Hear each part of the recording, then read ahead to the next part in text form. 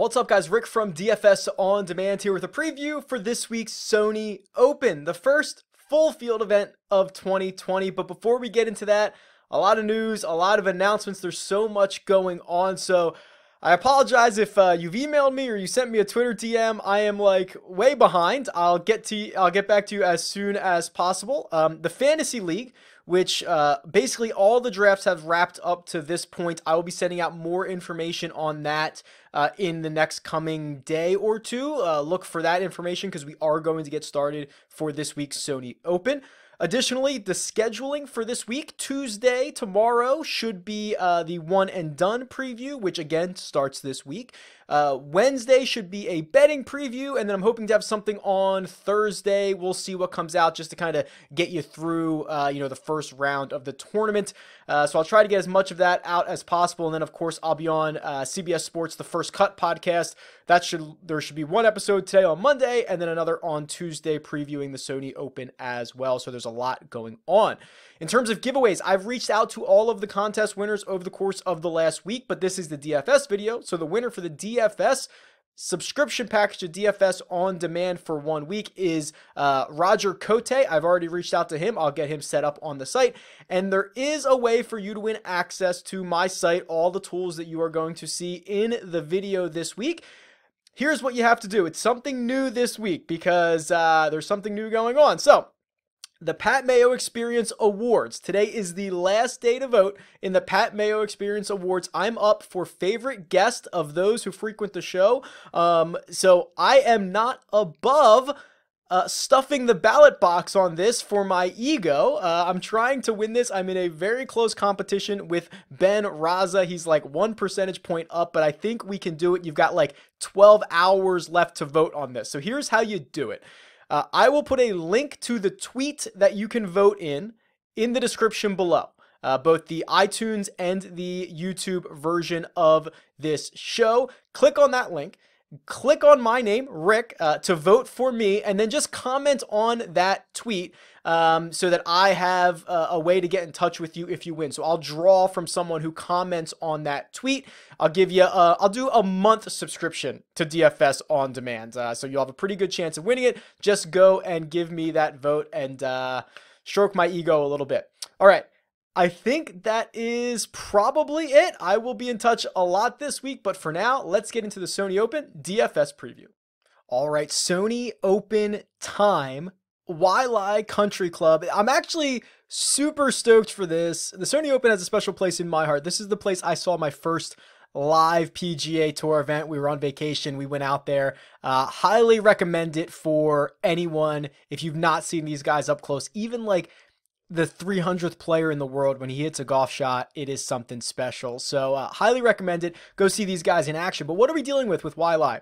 Well, based off of what we saw last week at Kapalua, these fairways are going to be tiny, right? I mean, we were a football field wide at Kapalua last week.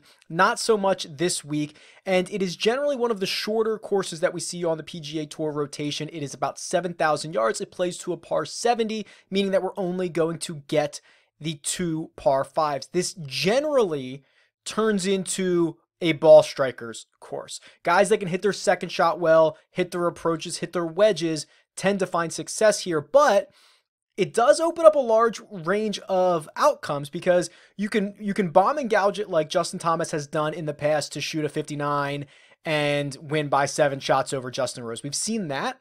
But then we've also seen like Zach Thomas just wedges way around here. And because it is a short course, you don't necessarily have to be long off the tee. So it brings all of those short hitters back into play. And we'll talk about a couple of them in just a minute. But wind is really the only defense out here at Waialae. And it does look like there could be some gusts up to 35 all 4 days, but we'll keep an eye on the weather moving forward. All these guys are going to have to deal with the same thing, but it's a beautiful course. Can't wait to see the coverage. But for now, let's jump over to the cheat sheet, and we've done it. Justin Thomas has cracked the $12,000 mark for this week. He's $12,000 even. Webb Simpson checking in at 11-1, Patrick Reed at 10-8, Hideki at 10-5, and Colin Morikawa 10-3. Those are all the guys over $10,000. Now, Let's just figure out what to do with Justin Thomas right out of the gate here. He is an even $12,000. He is hotter than whatever. I don't even know what a good like analogy is here. He's scorching hot. He's got 2 wins in his last 4 starts. He's won this tournament in the past, including shooting a 59 in the opening round. He went like 59, 64, 65, 64, and just lapped the field. It was pretty impressive stuff. So it is not necessarily like, do we think Justin Thomas is a good play? It's what is he going to have to do at $12,000 for him to make it into your lineups and hit value? Well, what I did, and this is a tool on DFS on demand. It's called the Value Matrix. This is free. This is something that if you go to the website, there's like 4 free tools. So if you drop down PGA from the top and go to the free tools, this is one of them. And I love this tool because what you can do is change this. So I want to look at every time some golfer has been over $11,000. So I'm just going to change the range here, and you can see here are the guys every time they've been priced over $11,000 and what they've returned. So if I click on Justin Thomas, you can look through this and see he's been really, really good when he's been priced over $11,000. You know, the Century Tournament of Champions, he was 11-2, earned 11 times value, obviously won the tournament. The Zozo Championship, he returned you 75 DraftKings points, but you can see CJ Cup 132, Safeway Open 100. I mean, he doesn't necessarily disappoint you in a big way because he's always making the cut. Like his worst DraftKings points in the last, I don't know, year when he's been $11,000 is 77 at the Honda Classic. And that is the event he hurt himself. And then he was 78 at the Players Championship, so he was hurt after that. So just kind of like a really wonky run there. Otherwise, he's been really good. Webb Simpson, shockingly, also on this list.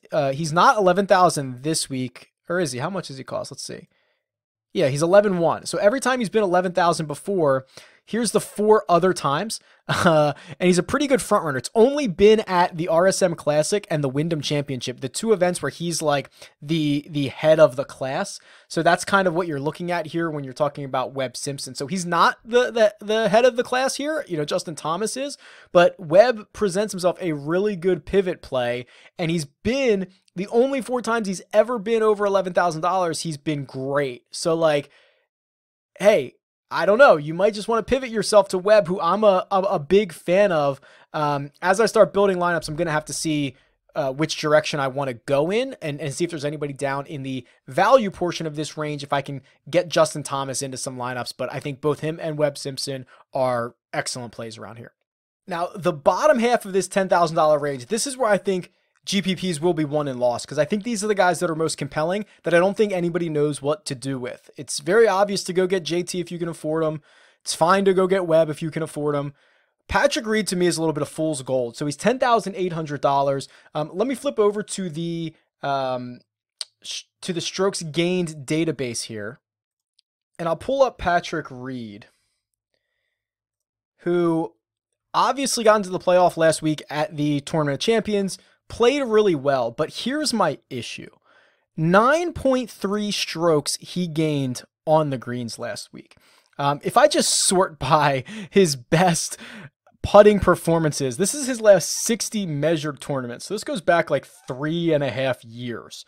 By far, last week was his best putting performance by almost 2 strokes. Previously, it was 7.5 strokes at both the Farmers Insurance Open and the Greenbrier. So putting is the most volatile statistic. It's the hardest one to repeat week in and week out. And when you have a literal career performance on the putting greens, and that is how you gained the vast majority of your strokes, that's going to be a problem. He also gained nearly 3 around the green. So you're talking about 13 strokes he gained, you know, on his short game around the green and putting. He was only 11 strokes up on the positive side total. When you lose a stroke and a half with your approaches, like those are red flags. So that to me is like a really tough price to pay on Patrick Reed, who I am super high on this year. And, you know, I drafted him in the season long Pat Mayo league. I have a lot of exposure to him in a lot of different places, and I like that, but I am not at all encouraged by the performance that he put together last week. And in him repeating that this week is where I draw the line. So I think it's a little bit of fool's gold to play Patrick Reed at that $10,800 number. Hideki is the guy that could potentially win you a GPP. And this is kind of how you stand in philosophies, course history versus recent form, or just elite skill sets, because Hideki's course history is absolutely brutal. So you can see on the cheat sheet here, 51st last year, 27th 2 years ago, 78th 2 years prior to that, and then the 3 other times that he played it before my cheat sheet goes back, it was 3 missed cuts. He's been absolutely brutal. He hasn't had it better than a 27th place finish in 6 starts around Waialae, which is kind of crazy because this course should set up for him. He's a great ball striker. I don't know what it is. It might not fit his eye. It just might be early in the season. I don't know. But when you compare that to what he's done recently, which was a 3rd at the CJ Cup, a 2nd at the Zozo, 11th at the WGC, he did play a Japanese tour event. He finished tied for 8th, which I guess you could argue he should have won, but at least he's been playing. It's really tough to try to figure out what to do with Hideki, which is why I think he becomes like the single-digit ownership guy. So I wouldn't touch him in any type of cash game situation, but like, you're just banking on elite skill set at that point, and you can get him at a really good premium. All right, I won't talk about all of these guys here, but Colin Morikawa at 10,300. It's a little bit jarring to see his price right there, but I think it's well worth it. The one thing that I tweeted out this morning, and I'll see if I can pull this up really quickly. If we go to Morikawa's strokes gained database here, and it's a very small sample size, right? He only has 12 measured events, and I'll sort them by most recent, but he is known for his irons, and he should be. He's super, super good. Elite ball striker, like literally one of the best on tour if he had a big enough sample size. You can see he's gained strokes on approach. I'm gonna kick out the Safeway Open because that's an event he played in 2016. He was not a professional. Since turning pro, he's gained strokes in 11 of his 12 starts, which is great. But then you look and say, oh my gosh, he's also gained off the tee in like 10 of those 12, which is something that never gets talked about. So the knock against, like, okay, he's gaining in 76% of his rounds off the tee. That's the same clip that Justin Thomas gains at, which Justin Thomas obviously gains more strokes, but this goes to show you that Colin Morikawa, who's one quote unquote flaw of not being able to hit the ball very far, does not kill him because he still gains strokes off the tee. And when you get him at a really short course like the one we have this week, that to me is like, okay, maybe I should be playing Morikawa. So like those 3 guys, Reed, Matsuyama, and Morikawa, I think really are going to win or lose someone a GPP this week if you can figure out what to do with them. All right, moving along. Really quickly, I want to get to some of the other tools here, but there are some other guys that I think are worth pointing out. Joaquin Niemann at $9,400 to me is almost a lock button. And that's a high risk, high reward GPP type situation. So I'm going to go back to the strokes gained database here, and I'm going to pull up Niemann. And this right here is what I love about this kid, the approach game. What is this? 3, 6, 9, 12 straight events. He has gained strokes on approach, and he has gained 13 out of 14, or I guess 12 out of 13 off the tee. Really, really good ball striker. Now, the thing with Niemann is that he is super all over the place. So you can, like, in his results, right? And he has this very distinct swing where he kind of drops his head really hard at the ball. He catches a lot of shots fat, but he's only 20 years old. He's going to figure that out. But, like, the range of outcomes for Joaquin Niemann is so much larger than a lot of these other guys because he is so young and because he's got so much to figure out. So, like $9,300 or $9,400 for a guy who can absolutely win this golf tournament, a 5th place at the Tournament of Champions last week. He already has a win in the fall portion of this season. Like, that to me was a really, really good number that I didn't really want to pass up. Corey Connors is kind of similar, $8,900. Here we go. Corey Connors, 5 or 6 straight top 20s coming into this.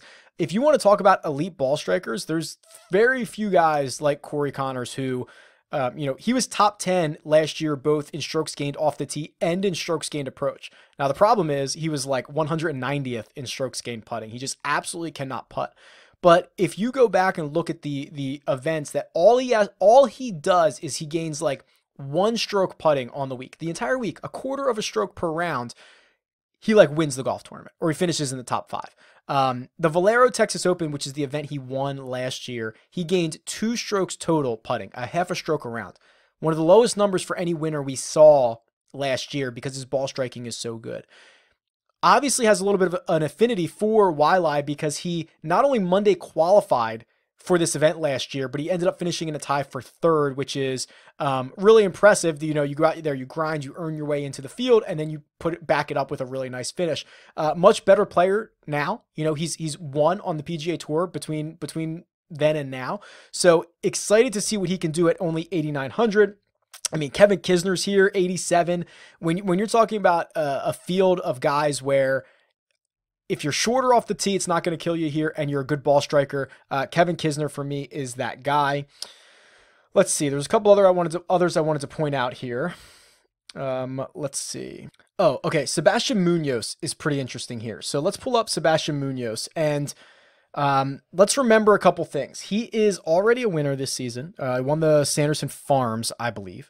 And he played last week in Maui, which if I didn't mention, there is actually a trend of like guys who end up playing at the Tournament of Champions and then coming over here to Honolulu tend to play better. They win this event a lot. Now, you could argue that is because they are champions, right? The only way to get into Maui is to be a champion from the previous year, so they're probably better golfers anyway. But you could also argue you're over in Hawaii a week earlier, you get acclimated to the time, you get acclimated to the types of course and the wind and stuff like that. So you could argue both sides of this. Munoz did play at the Tournament of Champions, and what I really like about him is he's solid around the green and putting. Short game's really, really solid. He's okay off the tee. So you can see, I mean, gains a ton of strokes putting, gains a ton of strokes around the green, does well enough off the tee, right?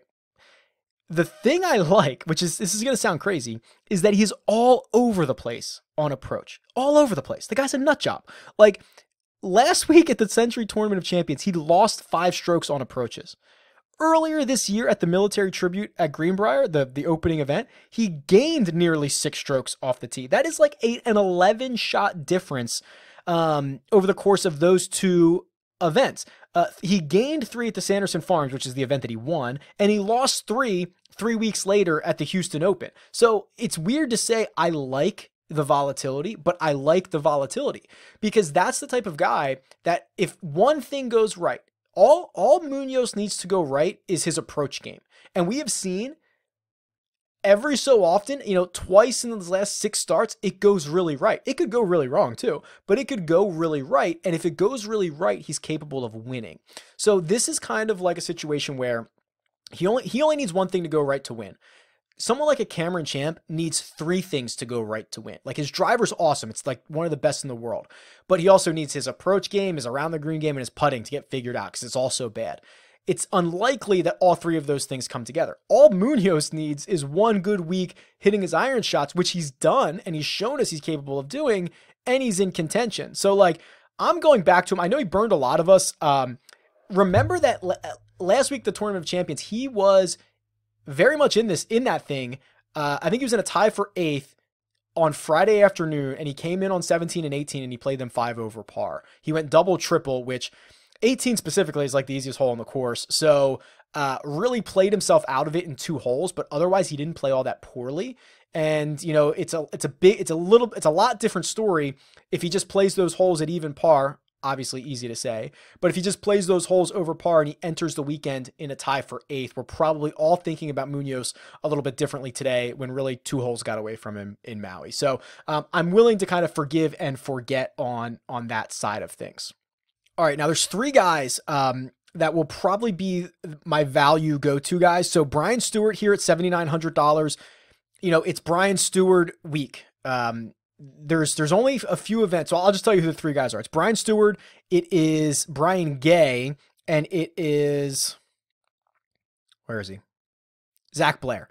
And what they all have in common is they're all generally shorter hitters that are very accurate off the tee, and really they're only in play like 6 times a year. So when it's like RBC Heritage, you know, Harbor Town, places that you need to be accurate off the tee, you don't need to be long. These are the guys that are in play. So, when those 6 weeks come, you've got to kind of take advantage of them. So Brian Stuard, he's the best of all three of those guys. He's gained strokes this season in all for the strokes gained categories. He's coming off a 10th place finish at the RSM Classic, and he's got back-to-back top 10 finishes here at the Sony Open. So he's like kind of a staple in a lot of these values, but he's 7,900, so he's not super, super low.